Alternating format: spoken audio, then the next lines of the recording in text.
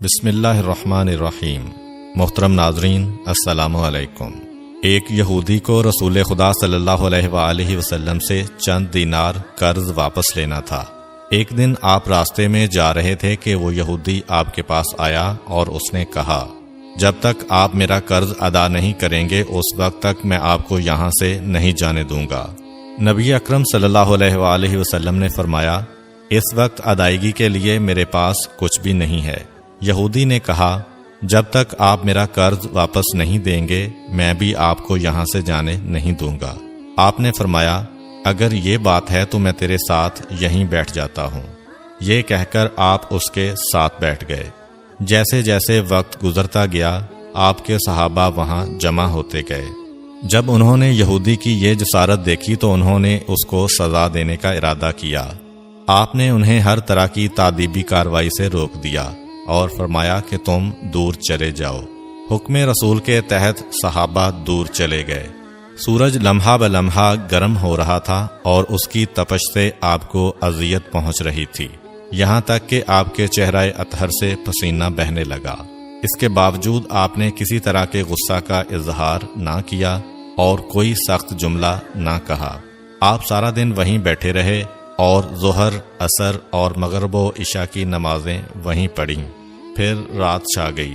آپ نے رات بھی وہیں بسر کی اور فجر کی نماز بھی وہیں پڑھی۔ صحابہ یہودی کو ڈرانے دھمکانے لگے۔ آپ نے فرمایا، تم اس سے یہ کیسا سلوک کر رہے ہو؟ صحابہ نے کہا، یا رسول اللہ، اس کی یہ جرت کہ آپ کو یرغمال بنا کر اپنے پاس بٹھا لے۔ آن حضرت صلی اللہ علیہ وآلہ وسلم نے فرمایا، اللہ نے مجھے اس لیے نہیں بھیجا کہ میں کسی ہم پیمان یا کسی اور پر ظلم کروں۔ جب دن چڑھا تو یہودی نے کلمہ اسلام پڑھتے ہوئے کہا، اشہد ان لا الہ الا اللہ و اشہد ان محمدًا عبدہ و رسولہ۔ میں اپنی دولت کا ایک حصہ راہ خدا میں دیتا ہوں۔ میں نے آپ کو اس لیے نہیں روکا تھا کہ میں آپ کی توہین کروں۔ اس ذریعے سے میں آپ کے پیمانہ صبر کو آزمانا چاہتا تھا، کیونکہ تورات میں نے آپ کی یہ صفت پڑھی ہے، محمد بن عبداللہ مکہ میں پیدا ہوگا اور طیبہ کی طرف ہجرت کرے گا۔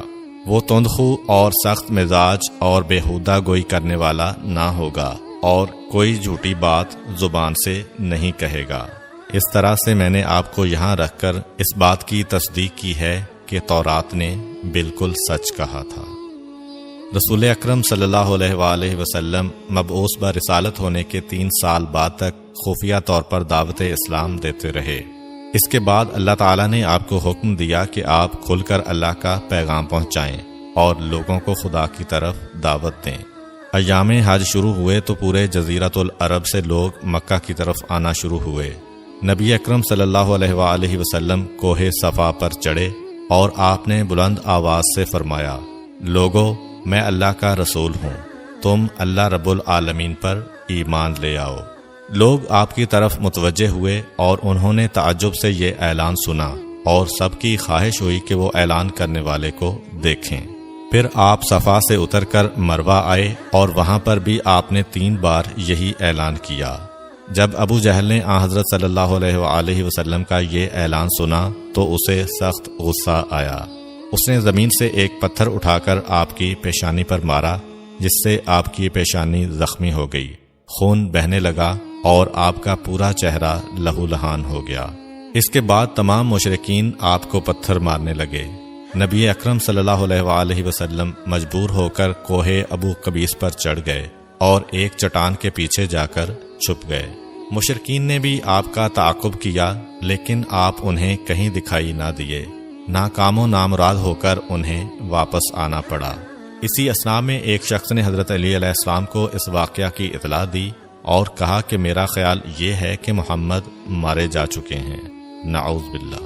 یہ سن کر حضرت علی علیہ السلام کو شدید دکھ ہوا اور آپ ام المومنین حضرت خدیجہ الکبریٰ سلام اللہ علیہ کے پاس آئے اور ان سے کہا، میں نے سنا ہے کہ مشرکین نے رسول خدا صلی اللہ علیہ وآلہ وسلم پر سنگ باری کی ہے اور بعض لوگوں کا یہ گمان ہے کہ نبی اکرم شہید ہو گئے ہیں۔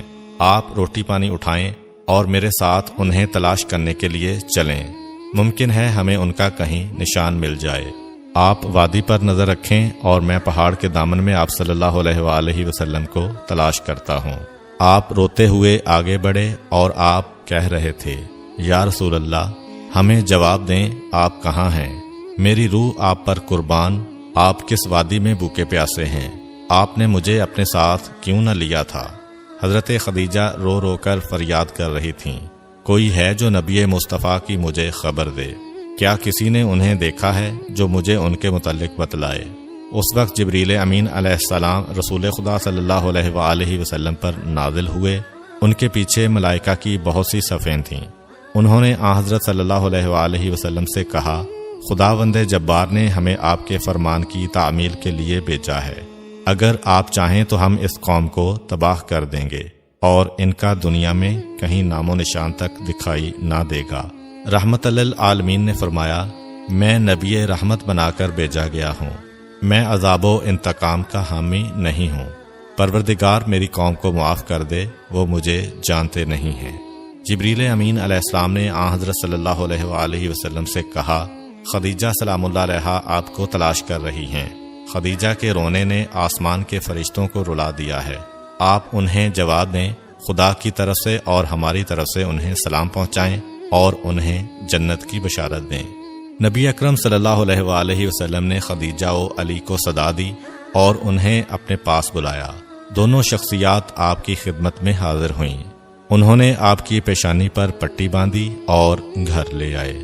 جب مشرکین کو معلوم ہوا کہ نبی اکرم صلی اللہ علیہ وآلہ وسلم اپنے گھر آ چکے ہیں تو انہوں نے گھر کا محاصرہ کر لیا اور سنگ باری شروع کر دی۔ حضرت علی علیہ السلام اور حضرت خدیجہ سلام اللہ علیہا آپ کا دفاع کرنے لگے۔ جب سنگ باری میں معمولی سا وقفہ ہوا تو حضرت خدیجہ گھر سے نکلیں اور انہوں نے چیخ کر کہا، فرزندان قریش، کیا تم سے حیا رخصت ہو گئی ہے؟ تم اپنے قبیلہ کی معزز اور محترم خاتون کے گھر پر سنگ باری کرنے لگے ہو۔ اگر تمہیں خدا کا خوف نہیں ہے تو دوسرے لوگوں کو اپنے اوپر ہنسنے کا موقع نہ دو اور اپنے لیے ہمیشہ کی ذلت و بدنامی تو نہ خریدو۔ جب مشرکین نے حضرت خدیجہ سلام اللہ علیہا کی گفتگو سنی تو ندامت کے مارے ان کے سر جھک گئے اور وہ شرمندہ ہو کر اپنے گھروں کو چلے گئے۔ نبی اکرم صلی اللہ علیہ وآلہ وسلم نے دعوت اسلام کا آغاز ان روح فرسا واقعات کے ساتھ کیا تھا۔ آپ پر کروڑوں سلام ہوں۔ آپ نے لوگوں کو گمراہی و ضلالت سے بچانے کے لیے قدم قدم پر تکالیف اٹھائیں اور صدمے برداشت کیے۔ امید کرتا ہوں کہ آپ کو آج کی ویڈیو اچھی لگی ہوگی۔ اگر آپ کو ہماری ویڈیو اچھی لگی ہے تو ویڈیو کو لائک کریں اور مزید اس طرح کی ویڈیوز دیکھنے کے لیے ہمارا چینل سبسکرائب کر لیں۔ ملتے ہیں نیکسٹ ویڈیو میں، اجازت دیجیے، اللہ حافظ۔